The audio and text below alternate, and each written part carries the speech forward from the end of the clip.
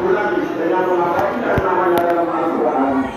Hanya bulan Ramadan satu-satu bulan yang namanya tercantum di dalam Al-Quran. Dan di bulan Ramadan ini pula Allah turunkan kitabnya yang terakhir, yaitu Al-Quranul Karim. Oleh karena itu bulan Ramadan adalah bulan yang memiliki kesucian yang tidak dimiliki oleh bulan-bulan yang lainnya. Karena hanya di bulan Ramadan Allah turunkan Al-Quran. Dan di bulan Ramadan ini pula Allah perintahkan kepada seluruh umat Islam di seluruh penjuru dunia untuk menjalankan ibadah puasa sebagai pelaksanaan salah satu rukun Islam. Dan di bulan Ramadan ini pula terjadinya malam Lailatul Qadar. Puasa dalam bahasa Arabnya siyam atau saum, menurut arti lughawiynya menahan diri. Jadi puasa itu menahan diri dari makan, menahan diri dari minum, menahan diri dari hawa nafsu syahwat, menahan diri dari perkataan yang kotor, dari perkataan yang tidak ada manfaatnya, dan menahan diri dari hal-hal yang membatalkan puasa semenjak terbitnya fajar sampai terbenamnya matahari. Itulah yang dinamakan puasa. Sedangkan syarat sah wajib puasa ada 3. Sebagian ulama mengatakan ada 4. Satu yaitu Islam. Orang non-Islam, orang kafir tidak wajib berpuasa. Hanya orang Islam saja yang diwajibkan berpuasa. Yang kedua akal balik atau sudah memasuki dewasa. Anak-anak kecil tidak diwajibkan berpuasa. Hanya orang yang sudah memasuki dewasa saja yang diwajibkan berpuasa. Akan tetapi alangkah baiknya semenjak dari kecil sudah dilatih untuk berpuasa, agar nanti setelah memasuki dewasa sudah terbiasa menjalankan ibadah puasa. Yang ketiga akal sehat, yaitu tidak gila, tidak edan. Orang gila, orang edan tidak diwajibkan berpuasa. Hanya orang yang mempunyai akal sehat saja yang diwajibkan berpuasa. Yang keempat mampu atau kuat berpuasa. Orang yang tidak mampu atau tidak kuat berpuasa tidak diwajibkan. Contoh seperti orang yang sudah tua renta, orang yang sudah sakit-sakitan, orang yang sudah udur, mereka itu sudah tidak diwajibkan lagi berpuasa, akan tetapi diwajibkan mengganti dengan membayar fidyah. Jadi Islam itu mudah. Islam itu tidak memberatkan kepada umatnya. Allah memerintahkan kepada umat manusia sesuai dengan kemampuannya. La ikraha fiddin.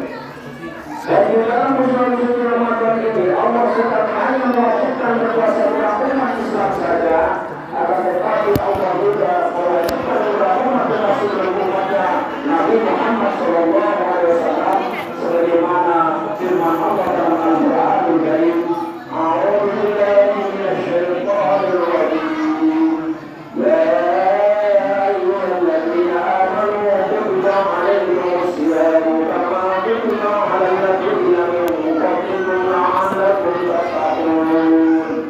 Hai orang-orang yang beriman, telah diwajibkan atas kamu berpuasa sebagaimana telah diwajibkan atas orang-orang sebelum kamu agar kamu bertakwa.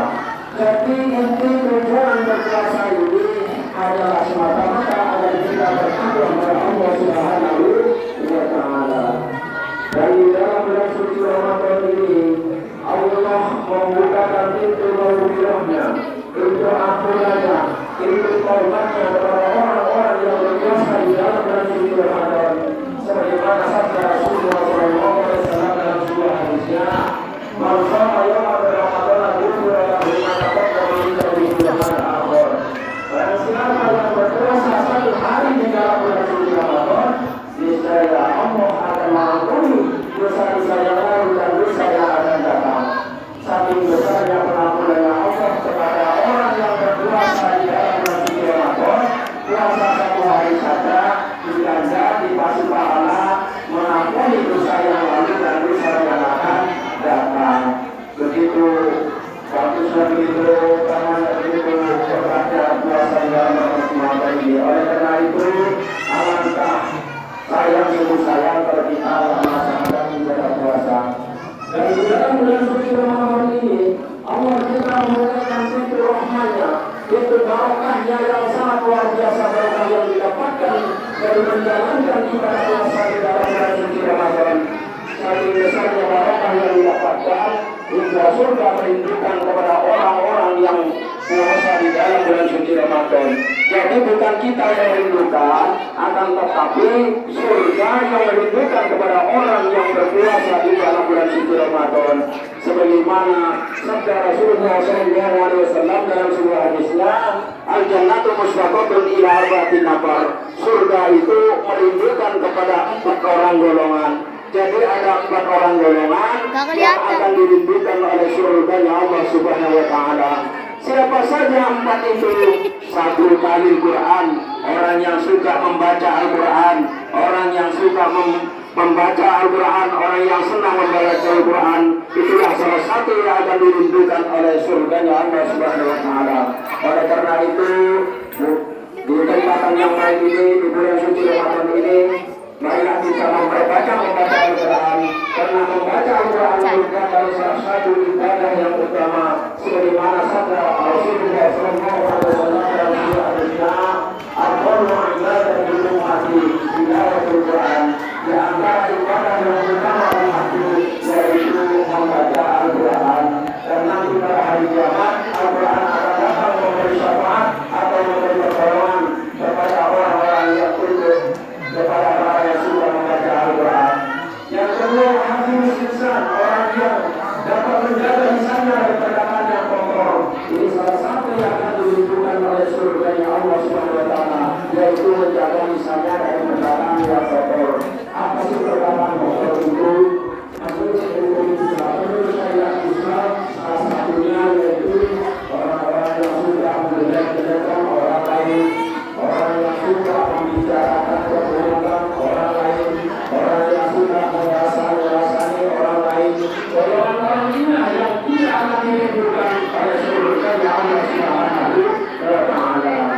Yang ketiga, orang yang memberi makan orang yang kelaparan. Ini salah satu yang akan